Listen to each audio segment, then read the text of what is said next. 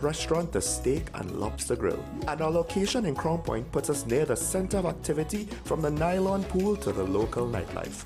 Call us and make your reservations at 639-8533, 389-2378 or email us at sandypointvillagehotel@gmail.com. This is Face of Sports, WESN Content Capital. How you felt about the kiss on the lip? That's the business. I'm nothing to do with that. I find that was distasteful. The national senior team, whether you like it or not, that is the model for all other teams to follow. I'm assuming that the regional requirement may be a much stricter requirement. This is not about Pro League and Super League.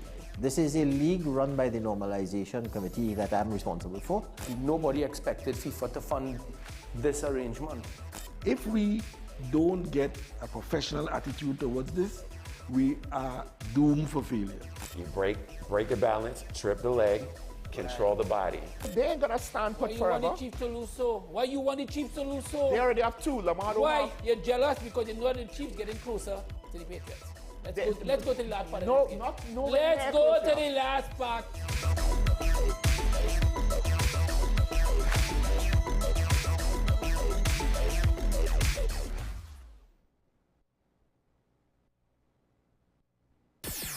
WESN.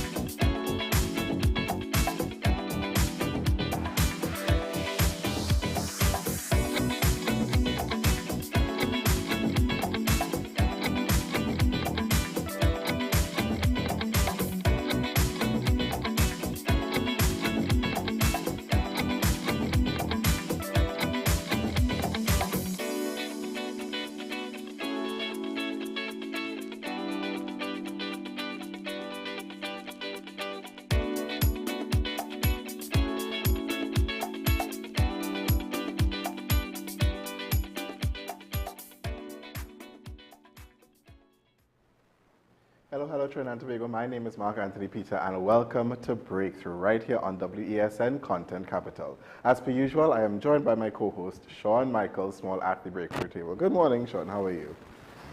I haven't slept yet. It's been a great morning. Wonderful. How long was your nap between Talking Point and Breakthrough? It was stressful. How was that nap stressful? The most stressful nap I had, as I reached the office, I'm in my car, let me just like rock back a little bit. And that was one, I've never experienced this before because it's not like a thing that, I sleep in the car. So it's like, every time I would wake up, I'd feel as though, oh gosh, wait, am I driving? Like I'm so disoriented because I'm in the car, right? And I'm like, it takes me about 2 seconds to realize I'm parked. We're not in drive, we're not moving, right? So this is one of those things where maybe it's a good, like when you're tired, they say, take a nap on the side of the road, pull over, stuff like that. I'm like, that might be too stressful, boy. I don't know if my heart can deal with it. Yeah, no, that's terrible. That's terrible. Okay, no problem. We have a lot to get to this morning. First things first, I'd like to I'd like to speak about my concert that's happening. Shameless plug. Yes, of course. Shameless plug. We all do it. Happening on Sunday, 23rd of November at the Little Carib Theatre, a one-voice Christmas. It's going to be an amazing show. A lot of elements are being put into this. If you've been to our past couple of shows, each time we always up the standard, and this time we're putting more and more elements into this. So please, follow all our social media and ensure that you have your tickets. You can follow all our social media. You can send us an email and reserve your tickets Sunday, 23rd of November at 6:30 p.m. Tickets are $200 at the Little Carib Theatre. Hope to see you there. Now, I'd like to say, just for people to understand, because you might think, oh, look at that, that's not a choir, that's a little small ensemble. How great is that? Because the usual fare is big choir, big sound, just big. But here's the trick. This is a group where everyone is of a certain skill level. And I'll just say this. One, when I went to the last One Voice concert, they did a couple of things that I was like, yes, I always wanted to see somebody do performances like this.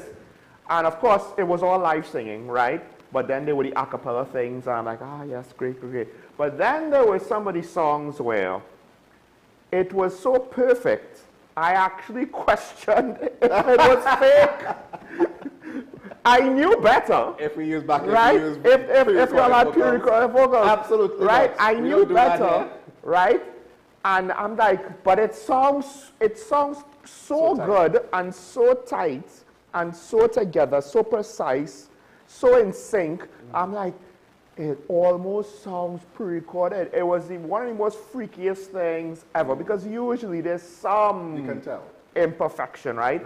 But then, of course, what made it more surreal was the fact that because it was live singing, you know, there was no voice, there was no visual out of place because everybody's lips were more or less having to. So it was just one of those surreal moments where it was like, and this might actually go into the topic, right? It was like, am I seeing AI almost, right? So that's the thing. When you have a smaller group, and this is the point I'm trying to make. When you have a smaller group, you could focus more on execution, or it's easier because you don't have 40 people to try to, whose schedule have a problems for all of us to come out and so on and so on. So between that and also one of your members had a concert where certain other tricks were pulled out or added to the repertoire. So I would say come to this concert, you might see something that you've never necessarily seen before. I appreciate that. I appreciate that. And I just, before we move on to, before we go on to our discussion. Anyway, I was not paid for that comment, and that was a genuine reaction. Thank you very much. That I gave them the feedback the night of the concert. Yes, he did. Right. He did. You're not the only person that has said that to us, and I really appreciate it because it just shows how much hard work that we're putting in and how much good work that we're putting in, and the fact that it's paying off. Somebody after the concert, not just you, somebody came up to me and be like, I know you all used musical tracks. Did you all pre-record your vocals? And I said, no, all of that was live singing. And they were like, it was so tight. It was so pre-recorded vocals have their place, right? Particularly when the technical challenges get more and more complex depending on the environment and so forth. And it's not to say that the entire show was just this surreal perfection, right? A lot of it was good singing. And then, of course, that was the sweet spot where the mix from the sound guy and the voices and everything just came together like a spectacular ensemble of vocal paradise. Let's put it that way. And really quickly, those of you who were at the last concert, maybe you'll see a couple of guest soloists return this Christmas. I won't say anything more than that. All right, but let's get into it. You mentioned in your positive comments to One Voice, you mentioned you were wondering how much of this might be AI and things like that. Because this is tangential, but I remember we were talking about how some people put social media videos with singing, and they kind of auto-tune to perfect it, but then it sounds so perfect, it's weird, overly produced, right? Overly produced, right? Which is it's the uncanny valley, and with AI now, we are reaching a point where it's a combination of that, you know, sometimes it looks too perfect, right? But now we're going beyond, we overly produce a real human voice. Now we are basically, you know, So with that, my question to you is: so we've known that AI has been very, very quickly sort of making its way into the artistic space, not just visual arts, but also music and things of that nature. There was an AI, even with theater, there was an AI short clip built completely on AI. Then there was this whole thing about an AI actress. There was an AI sitcom where they did scenes, right? And it actually was pretty funny, to be honest, but it was very short clips. Right, and then there was this story about an AI actor and an AI actor and basically a representation company representing said AI actor. And so my question to you is, when we talk about this whole AI in art and all spheres of art, what are some of, because as an artist, I will say I'm concerned. There's a little bit of fear involved in it as well. Some may argue that these are conversations that we've had all of the time, as things have developed. Progressing. Well, it's progressing, but These things that have happened over the course of time. Somebody, I was watching a short YouTube clip, and it was a podcast, and the person asked their guest, like, how is this different from like using Photoshop or Illustrator or something like that, right? So my question to you is, what are your thoughts on everything, and is this going a little bit too far, or do we have the reins to keep it together? So there's two things that I think might hold off AI in some fields, might not work equally for all. One is the fact that AI tends to need to follow something that was done. So to make something original is harder. What did I say? They did an AI sitcom, but when you look at it, it looks like a funny sitcom. There was dialogue and voices and stuff like that, but the point is, it was a derivative of what exists, right? What about the guy that created the first sitcom, right? What about the guy that created the first gangster movie, right? Or the guy that made, look, the first superhero movie, right? The first modern superhero movie. Because then you could say, you could put 1980s Superman, 1990s Batman into an AI. Are you going to get Marvel in the Infinity Saga? Not necessarily, right? So, and the thing about AI is it is highly dependent on how the program interprets the prompt, so then what you get is not that easy to control. So this is based on what exists already. Right. It sort of takes its cue when from you're creative, you things that directly create it.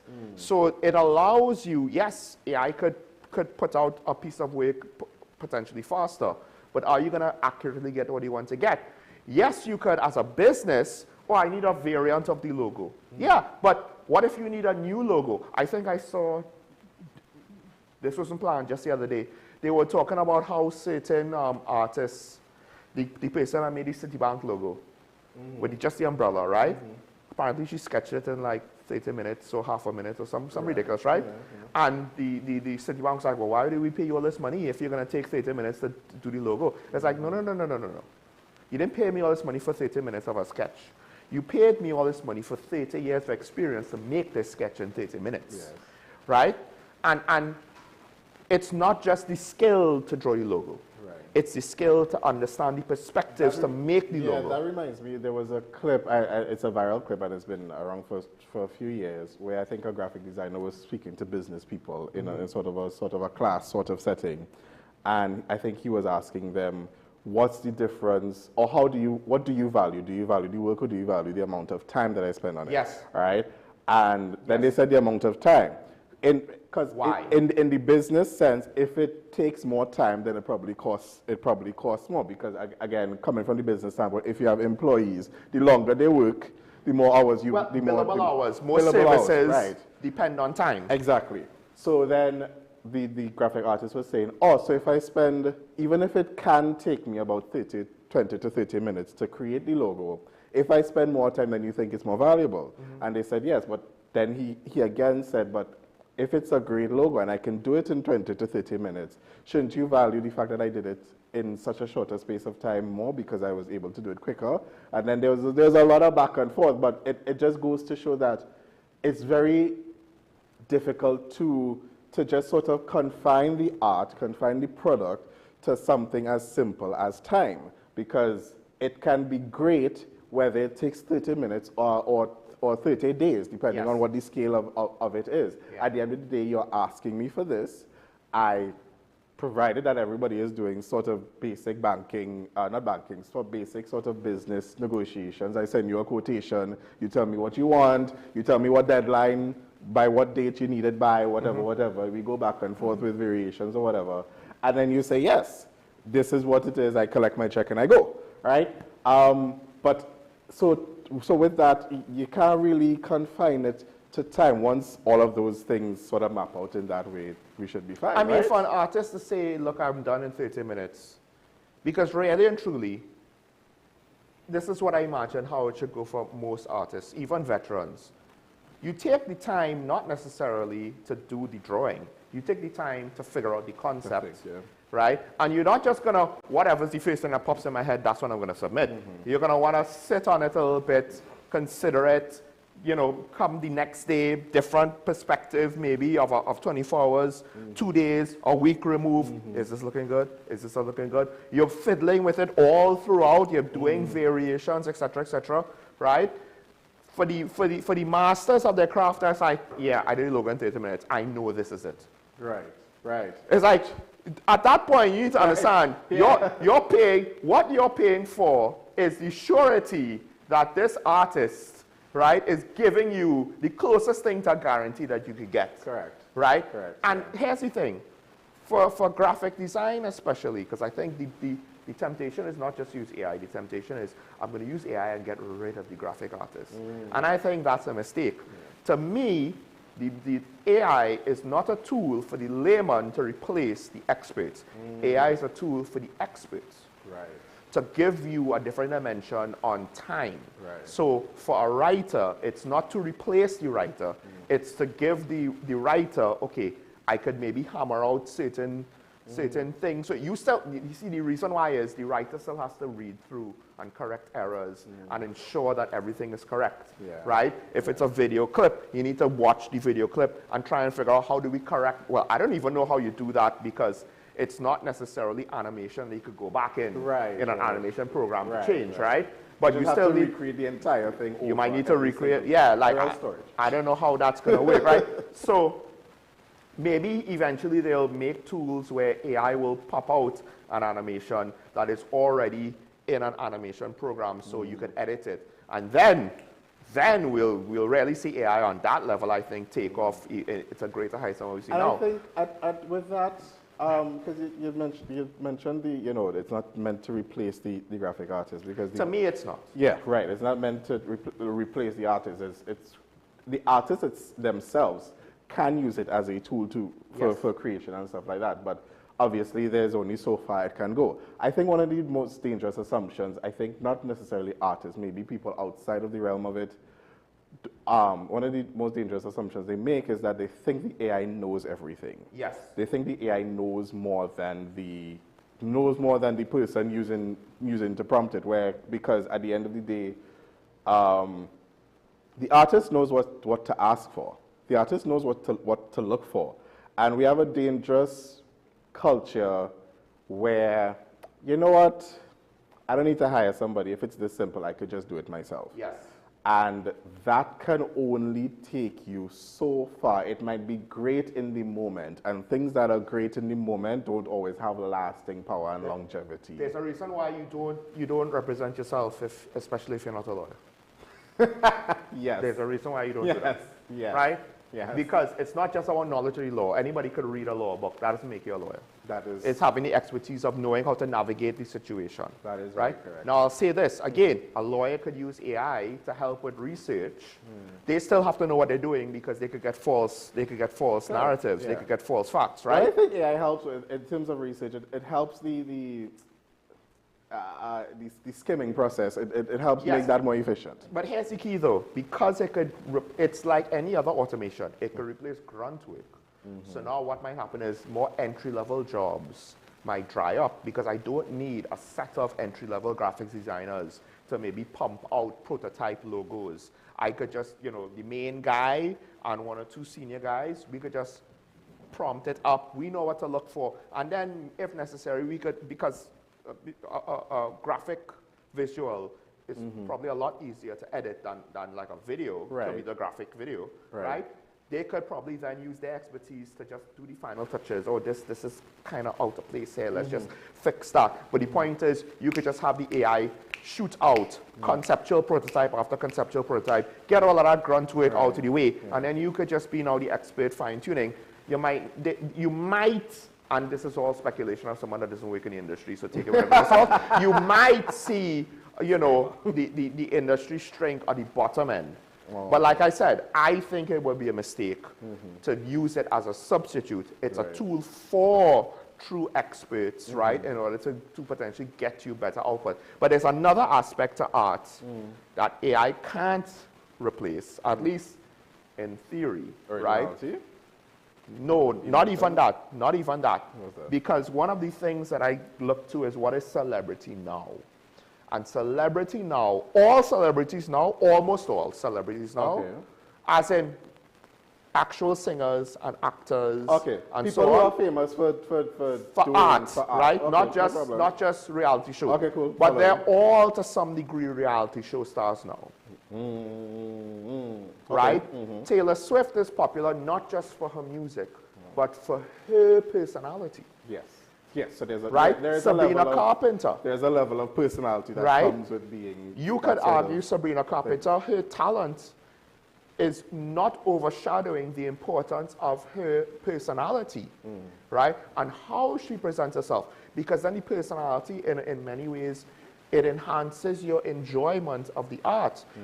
A lot of Asian, I can't speak to India, but Chinese, Japanese, South Korean celebrities, they go on variety shows, a lot of celebrity variety shows. They have their own YouTube shows where either they are doing something that's similar to reality TV with competitions and little... They do a lot of personality type But also, a lot of like, we're on vacation, just watch us on vacation, right? And you get a lot of the real person in it. So then the fandom now, because this is a way, you know, to separate you individually from everybody else, separate your group from everybody else, separate the members of your group from each other. The fandom now is able to engage with their favorite singers and artists in ways that you couldn't necessarily do before, because now when they sing certain songs, particularly when it's a personal message, it's all in there. Now when you are there for their personal triumphs, all that to say, you can't get that from AI. Right, yeah. No, yeah, you can't get the personality. Right? That is true, that is true. And maybe in the past, when celebrities were more products of a studio and a system, right? Even a celebrity like Michael Jackson, who was private, so arguably he is behind the system, right? But first of all, to some extent, there's some artistic choices he makes that is so unique to him. It's like, well, at AI, you know, it just won't work. You have to have a sense of timing, you know, like professional wrestlers understand this, comedians understand this. You know, you have to understand the moment and have time in the moment. Michael Jackson was a boss of understanding that when he would just stand there and everybody would scream till they pass out for like 10 minutes. He didn't even start the show yet because he understood the moment. So that's an interesting thing, because you spoke about the AI can't capture personality, and that sort of falls under, that sort of overlaps with originality and the originality of thought and originality of the art itself.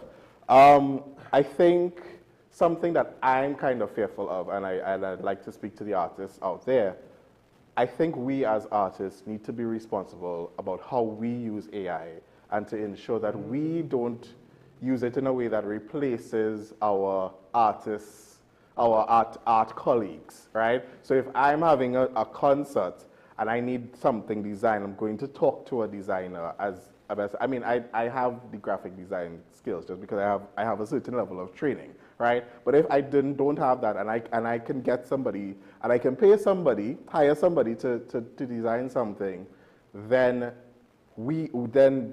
I am investing into the industry, the greater art industry. But if I myself am an artist, and I turn to AI and I replace the graphic designer completely, what does that say about my honesty and my level of integrity as an artist? Because then I am not contributing well to the greater industry, to the greater, you know, the greater good of the industry. A business could get away with it, but I don't think they could sustain it forever, because you'll be capped on how much conceptually you could go. If you want to do a rebranding with all new concepts, you might be able to get something out of it from the AI, but that's a roll of the dice. Because the further away you go from whatever you've done before, unless you have a point of reference, but listen, you can't copy someone else's brand concept, right? You might your brand individuality and awareness might suffer because of that. So you need something,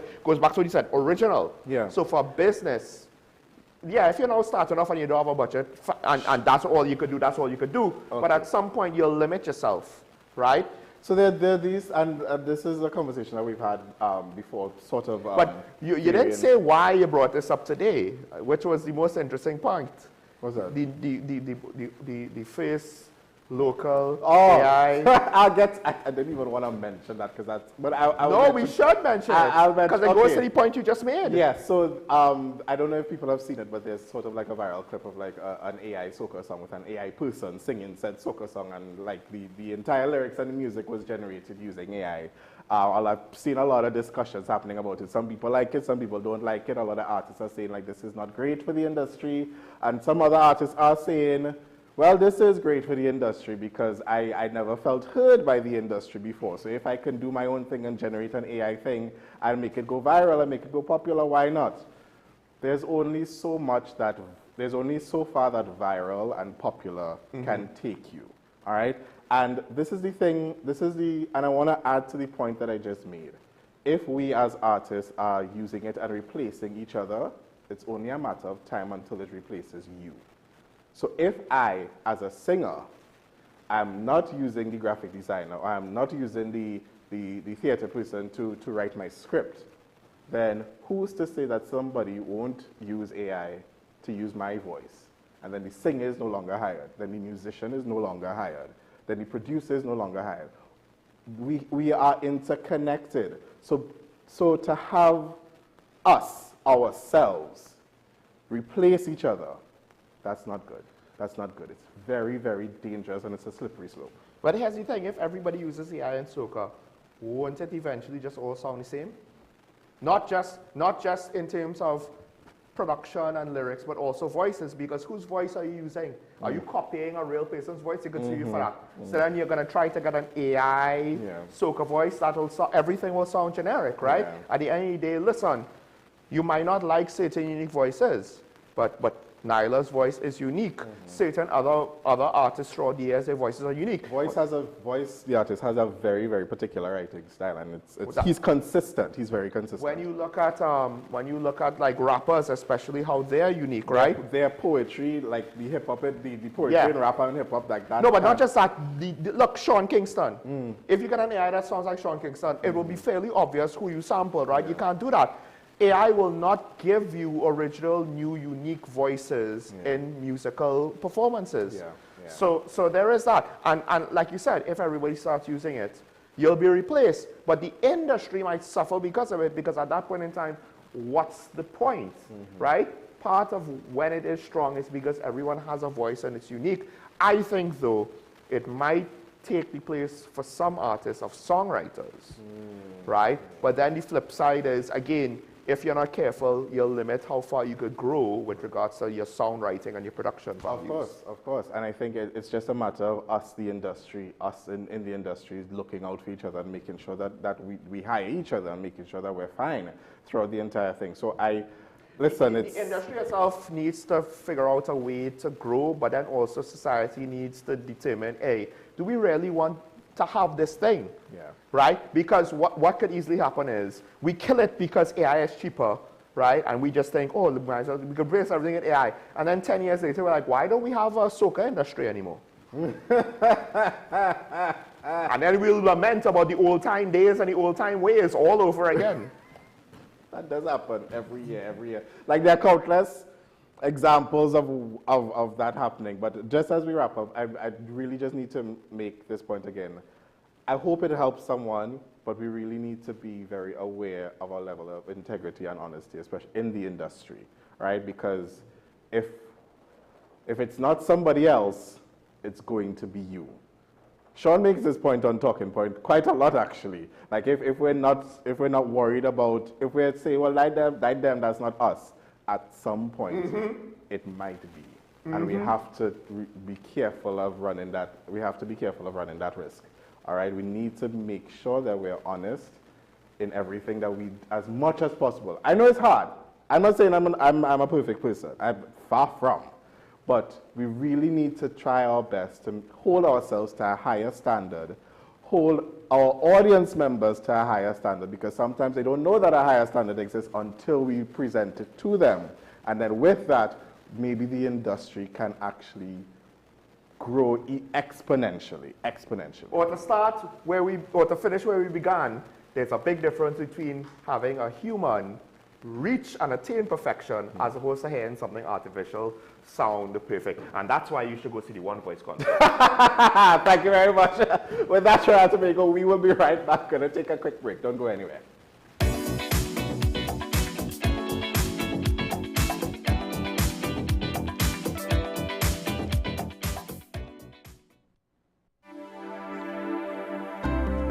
Hi, I'm Claudette, radiographer at the radiology departments at the community hospital.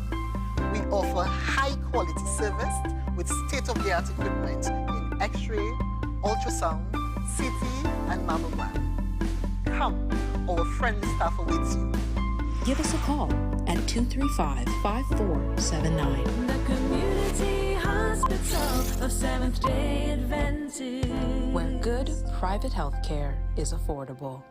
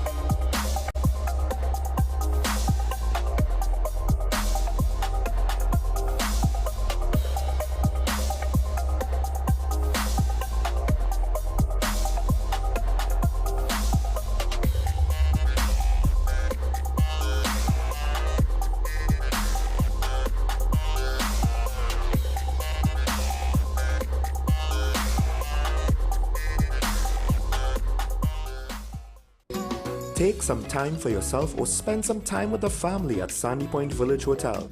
Enjoy our various studio and suite apartments, self-contained with their own kitchenettes and Wi-Fi. We also have our famous 100-foot swimming pool and our beachfront restaurant, the Steak and Lobster Grill. And our location in Crown Point puts us near the center of activity from the nylon pool to the local nightlife. Call us and make your reservations at 639-8533, 389-2378 or email us at sandypointvillagehotel@gmail.com. You are watching Strictly Legal on WESN Content Capital. Just give an overview of what exactly is that split arrangement. It is now you don't need to register nothing. You don't need. We can do that another time.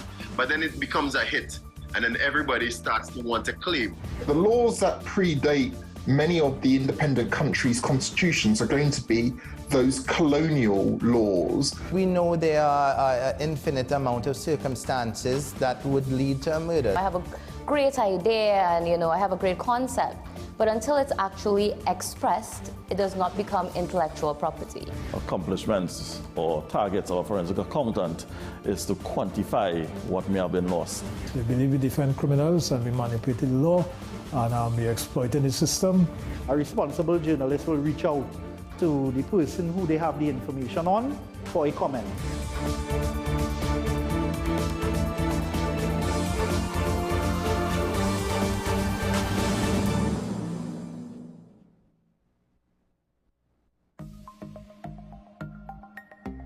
Knowing how to tell authentic is as easy as 1, 2, 3. Find it, match it, search it. Step 1. Find the style number on the tag. Step 2. Match the style number inside the jersey with the number on the tag. Step 3. Search it. A quick Google search of the style number will verify the jersey is authentic when the search results match the jersey being searched. Don't be fooled by counterfeit jerseys. Before you buy, remember to find it, match it, search it. Fan Zone, 2 locations nationwide. Center City Mall, Chaguanas and Movietown, Port of Spain. Nationwide delivery available. We are tackling the hard-hitting topics, some controversial topics, some topics we sweep under the rug. You don't always have to forgive in a relationship for it to move forward. If it is you are in a situation where you forgive the person, but to the detriment of yourself, what are you really doing? It is very uncommon for somebody in the younger age group to have dementia. Atheists don't not believe. Is that I can't disprove God, but you also can't prove God, so we kind of have a stalemate. You'll focus on the woman who's being the victim, right, or the man is being the victim. we exclude the children. Folks are trying to study the underlying brain mechanism to figure out how does this particular disorder happen in the brain? How is the brain processing this? Don't worry about AI, worry about humans working with AI. Are you willing to learn new skills to stay relevant for the future job market? That's the challenge that people are going to struggle with.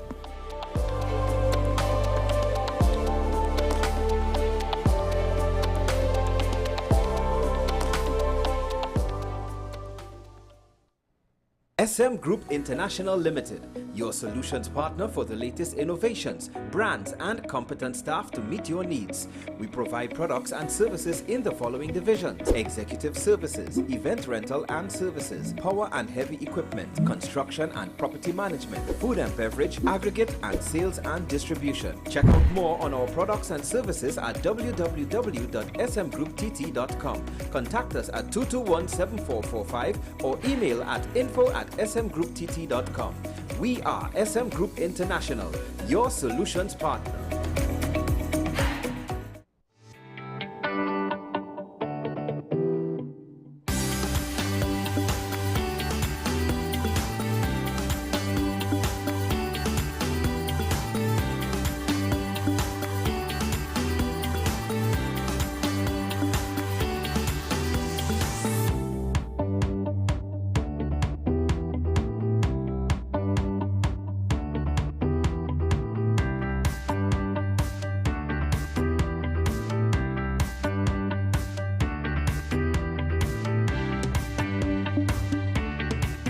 Our award-winning show is back, and this season promises to be even more exciting than before. What's Up, Doc isn't just a title, it's a call to action for anyone who wants to improve their health and well-being. Join us on this thrilling ride towards better health on WESN Content Capital. As always, we appreciate you starting your day with us. Let's get into this morning's first conversation. Is the country's healthcare system more at risk, more than ever? Why it has remained unaddressed for so long. Political parties get lots of cash, big cash from financiers, and then when they get that now, you can't account for it. But it's really the specialist nurses who we are in a greater shortfall for. We can tap into the resources and have them, at least form some mentorship programs. Highlight our food systems, and which will attract persons from all over the world to come and experience something that actually supports the local economy. We're lucky that we have a vibrant legal system that allows change to take place, and it's not that matters are just swept under the carpet and discrimination is allowed to be perpetrated. A lot of people don't know that there were attempts to ban the carnival, suppress the carnival.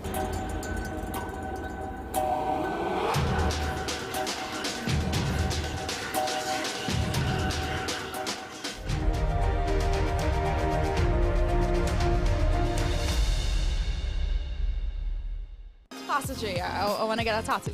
You really respond to me. Respond to me how you would respond to me. The first question I'll ask is why? Controversial taboo topics. We get so consumed by church, we forget that we have to live the life of being a Christian outside of the Sunday. Like you say, we think going to a service makes us a Christian. Exactly. Yeah. Right. So here we are about to hear the second time Pastor J wanted to take a tattoo. Would have been late last year and early this year. Oh gosh. Hope Unfiltered podcast with Pastor J and Ren.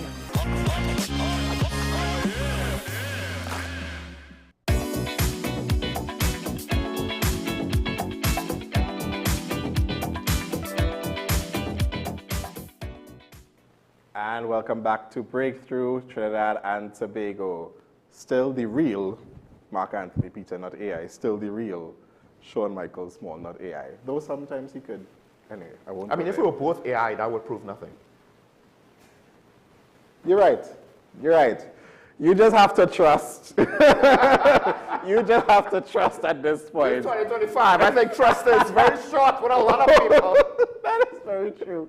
But no, trust what I'm saying. We are two real people, and we are joined by real artists On the breakthrough table, all right, please welcome Azaria Halls and Nisa Bailey. Good morning. Good morning. How are y'all doing this morning? Good. Excellent. All right, nice. So, y'all are, you know, it's very difficult. So, when you are a student at the Department of Creative and Festival Arts, one word does not really encapsulate what you do as a career. So I was about to say, but perhaps, you know, given the coursework and the scope for right now.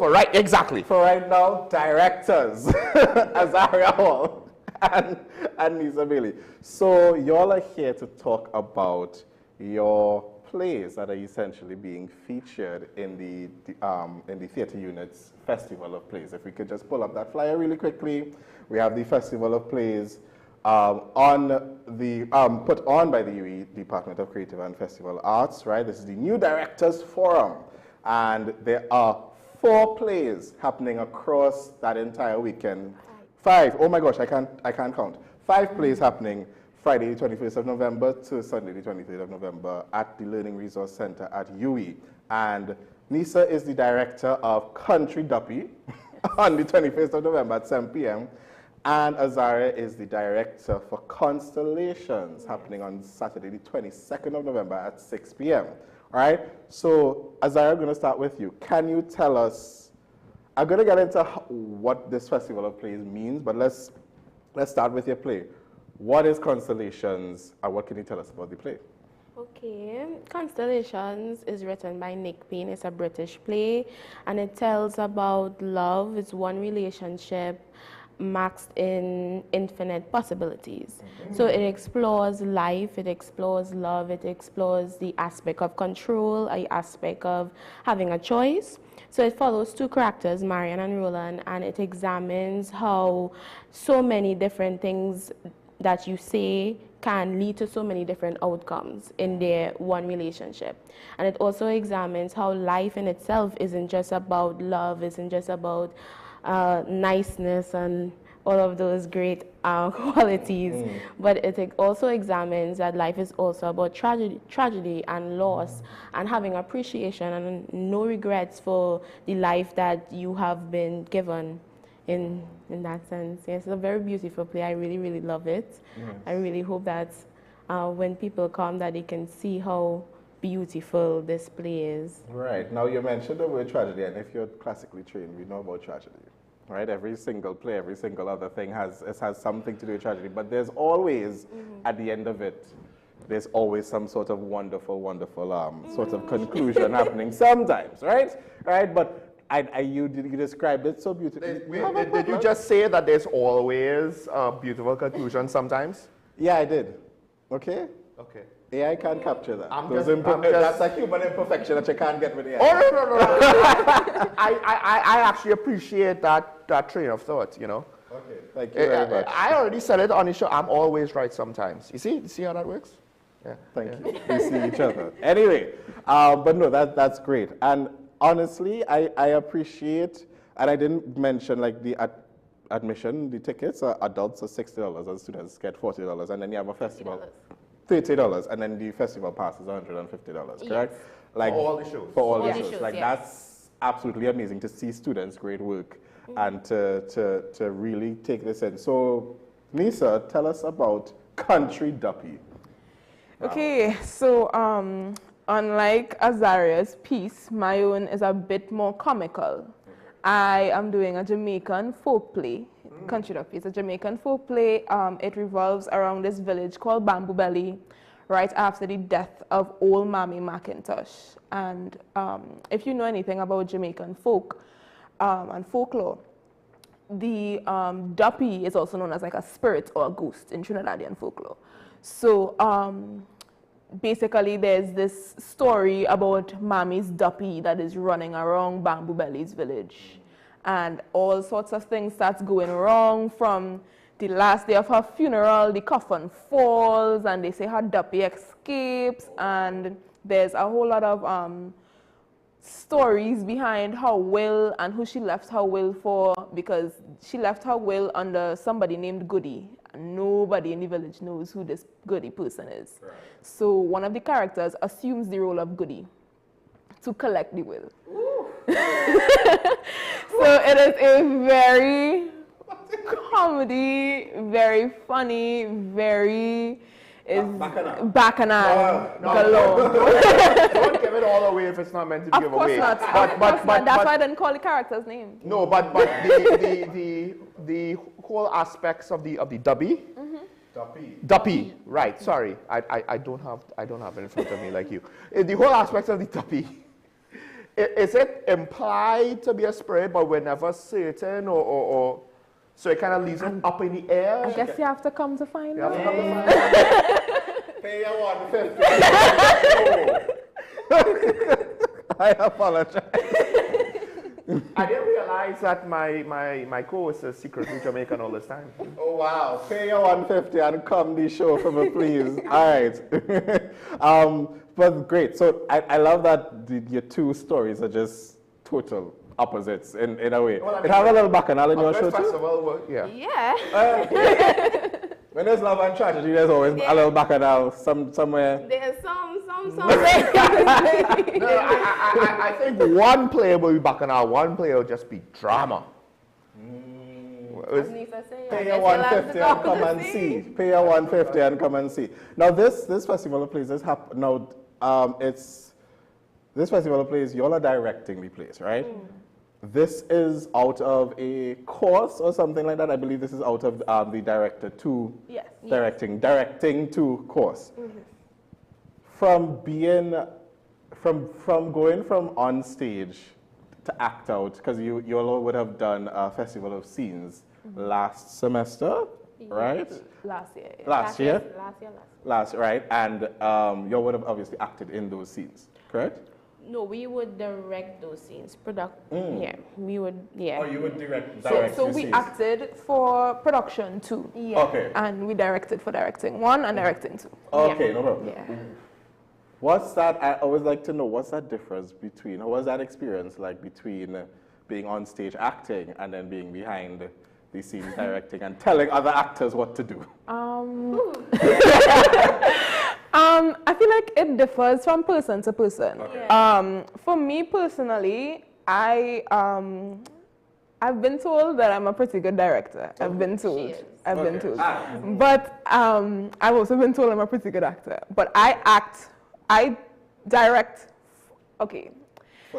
for the actor. So there are different types of directing. There are directors who are more actors, directors, and there are directors who are more just, okay, this is what the script says, and this is what we're gonna go with. So they are more like dictator type directors who kind of like, okay, this is what the script says, this is what I have in mind, and this is what I'm going to go with. And then there are directors who are like, okay, I'm going to let the actors read the script, have their own perception of what is happening in the script, and then let them go with whatever. That's interesting because I want to take this moment really quickly for a shout out.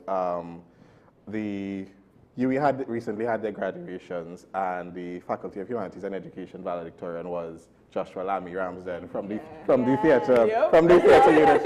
Yeah, we had him on the show, him and Giovanna. We had them on the show, and I asked him the same question, and he basically said the same thing that she said, where it's like there are directors that are for the actors that allow the actors to just kind of do what they want, because they're also coming from the perspective of acting, versus a director that just, as you said, directs each thing. Do you sort of find that experience as well with directors? For sure. I think at a point in time, being a dictator director is a good quality because sometimes actors need someone to really show them the way in that sense. But it also really is important for allowing your actors to visualize this role, whatever role that they do, become the role and imagine so many outcomes for the role that they can project into the scenes itself. So would it be better to say that ideally you should have an understanding of both, because at some point you might have to rein them in. It's like, hold on, we're going so far away from the story. If I let you go, we'll actually run away. We can't go back now to where the script has to finish, right? But the flip side is, and I guess this is where, you know, on films you see improvisation, maybe little things like I'll wear this, so I'll have this quirk, or I'll say it quite this way. I think Tarantino said after Brad Pitt delivered a line a certain way, he couldn't hear the line any other way after that point. And he didn't think about it that way. Right? So the actor director kind of leave room for that sort of thing. Yeah, like, so for example, me personally, I tell my actors all the time, I tell them, I say, give me 100 and let me bring you back down to what exactly I want. Yeah. Okay. I say, give me everything you could possibly give me, and then let me say, okay, let's bring it back down to this, maybe not, or yes, I love it. Yeah, it's actually easier to do the most and then come down as opposed to put the absolute least and then have to add on afterwards. When you say the most, is it what some might consider overacting where the energy is big, or is it also just like putting so much details into it that you're making it complex? It could be both. Whatever is the most for the person, the scene itself, yes. So it could be little minute details that the person puts into that specific character, or it could be them overacting and doing all of these things, doing too much in that sense. I have, this is a thing I'm curious about. Now, from what I understand, theater you do need to be a bit more animated than, say, TV and film, right? Because the medium, you're watching from a distance, right? But as directors, do you prefer actors who are more subtle in their performances or more grand and big and loud in their performances? It depends on what grand means, what they present as grand, I guess. There is some roles that require you to be performing at a level where you are very much grand and big and over the top. But there's also roles that that you have to pay attention to psychology, how people move, how a certain character moves, how if this character is experiencing a lot of pain, analyzing whether if it's like a mental health disorder, a physical ailment, what is going on within them, and portraying that on stage in itself. So that in its entirety can also be big to the audience, because you're not necessarily overdoing it, but you're showing the audience something that is real. In society, I would say. I feel like all good actors are versatile. You can give subtlety, but you can also give grandeur. And I feel like it genuinely just comes down to the character and to the scene and to the play that you're doing. So some characters need a lot. Especially with the type of the genre. If it's children's theater, you have to be a bit more big. You have to be a lot bigger because you're performing for children. Because, like, for example, for me, I did children's theater for my directing one. And it was a lot bigger, a lot more grander. As well as it is depending on the type of director you have and the type of production that you're doing with the director. So I might want my actors to be a bit more big because I'm doing comedy. Azaria might wonder. It looks like she doesn't want to. So that's interesting. That's from the director's perspective. Now I just want to switch back a little bit from your perspective as actors, right? What are the extremes where it becomes, because you mentioned the dictator director and then you mentioned the director for actors. The director for actors, what is the extreme where it's like there's so much for the actors that it's not working for the player, and versus the dictator where there's so much of a dictator that it's not working for the player? What sort of qualities and what sort of experience does that? Where do they, either side of it, kind of should draw the line? For example, I always come back to our director for production too, Mr. Taylor, Mr. McCallion Taylor. He was the perfect mixture of both. Like, big up McCallion, everywhere he stands. Absolutely, yes. Yeah, he is the perfect mixture of both. When we needed to get serious and we needed to lock in and focus, he was like, hey, time to lock in. And when it was time for us to just experiment and do what we needed to do, because part of the production was us our own scripts that he added in, that he allowed us to experiment with. Right. So he was like, there were parts where he was like, okay, you're the writers, however, I'm the director. So it's like, I understand, however, this is what I see for it as the director. It's just a reminder. Basically, know your place. But that's interesting. But quick, have you all ever had projects where you or your peers as directors might have different visions that were equally valid and equally practical with the script? And did you all get a chance to, like, not just identify that, but to actually play it out and to see how it looks? I guess that would be a teaching point, right? Yes, Well, Even for other shows that is outside of DCFA, but going back to production, too, with Mr. McKellian Taylor on the line, we were allowed to explore whatever it is that we wanted for our scripts, but at the end of the day, the director still has that call to say, okay, well, I would prefer this, I would prefer that, but it was always a room where we're able to do this or do that, perform to whatever we want in that sense. So there's a space of let's try it and see if it works. And if not. Yeah, because initially we wrote our own scripts in semester 1. So semester 1 we wrote our own scripts. We gave it to him. We improvised it. We blocked the scenes, and he was like, okay, well, this could work, that could work, this can't work, this can't work. And then we put it all together in semester 2. Right. Okay. All right, no problem. And sometimes what happens too is that, like for Nisa's play or for my play and with McKellian, we learn from each other in that sense. So it was really, really beautiful. It was a magical time. So what I'm hearing from what you all are saying, like there's a level of collaboration between fellow directors, fellow actors, fellow set designers, etc., etc. Yeah, it's a team effort. It is, and that's something that you can't get from AI. You cannot get a team effort from AI, okay? Right. Absolutely not. But it's great because like none of us are islands in what we do. As a musician, behind every song, there are like 5-10 people behind it. It's not just the artist that sings it. There's also the musicians, the producer, etc., behind every the graphic designer for the album cover, right? And with theater, and you see multiple actors on stage, but with every set that you see, every clothing item that you see, there are at least 5 to 10 people behind all of those pieces as well.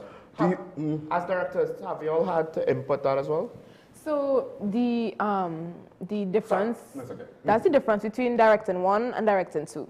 So directing 1, you cannot do everything by yourself. Directing 1, you don't really have a team behind you. You're just directing a 30-minute scene, and you have to pick a space in DCFA and find a space to put the scene. Your set, costume, everything. You'll get time to go and look for your set pieces and look for your costume pieces and everything, but you do everything by yourself. In directing 2, you have a stage manager, set designer, costume designer, everything. You have a whole team behind you because it's an hour. These are all fellow UE students in their respective disciplines. Yes. So there's the tech students and the production 1A students. There's always inter-unit sort of collaboration, theater, music, dance. There's sort of. Right. So just as we wrap up, if y'all could just let the audience know what the name. Tell us about your plays again. What is the name of your play, and where can we get tickets and all of those things. So. Hi everyone. My play is Constellations by Nick Payne. It's on Saturday the 22nd of November and it's 6 p.m. My play is about love. It's about one relationship and infinite possibilities. It's about life and it's about appreciation with no regrets. And you can get those tickets at DCFA. There's a number that you see on the flyer right now, or you can email DCFA at dcfa@sta.ue.edu. It's $60 for adults, and students it's $40. So come out. Of course. Lisa? And my play is Country Duppy by Ashton Cook. It is a Jamaican folk play. It is duppies, drama, and deceit. And my own is on the Friday, which begins the festival, Friday the 21st of November. As well as on the Saturday, we also have Abigail Seaford Leslie, who will be doing Dorothy's Challenge, a celebration. On the Sunday, we also have Brianna Worm, who will be doing Smile Orange, and Leah Solomon, who will be doing Flight Through Fantasy. All right, thank you. Each with their own team of student actors and production. Yes. Well, there we go. Amazing directors. Amazing directors. They are great friends of ours, and it will be amazing. So looking forward to seeing you all at the festival. Of course. DCFA. I can't say it on TV. I can't say it the way you usually say it on TV. I have to be a little, have to have some decorum. Some sort of objectivity now. I love you. Thanks, Sean. Thanks. Yeah. Thanks so much. Anyway, ladies and gentlemen. Technically, you can't get objectivity from AI. You know what? That's enough. All right. Lisa, Zaya, thank you so much for joining us this morning. Thank you for having us. Thank you so much not a for having problem. us. Always ready to put a platform for my DCFA colleagues. All the time. All the time. See you soon again. Of course. Have a wonderful week and a wonderful day in Trinidad and Tobago. Mark Anthony Peter, Sean Michael Small. This has been Breakthrough right here on WESN Content Capital. See you next week. Bye-bye.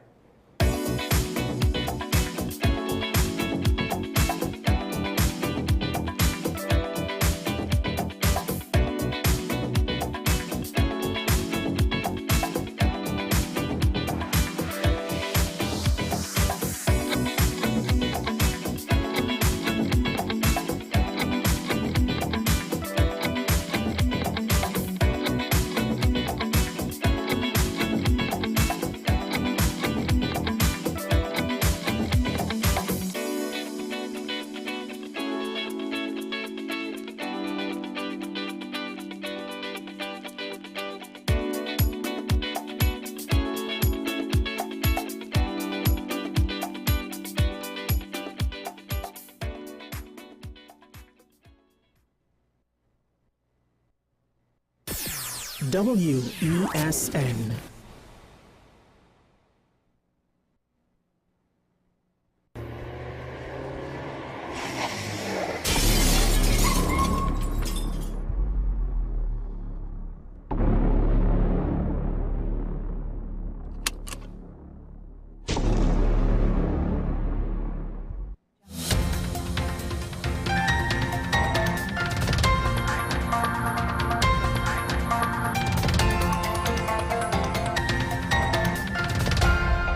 Here is your WESN News on the Hour. I'm Naomi Maknish. Thanks for joining us. Here are the headlines. Motley condemns U.S. military strikes in the Caribbean. Raul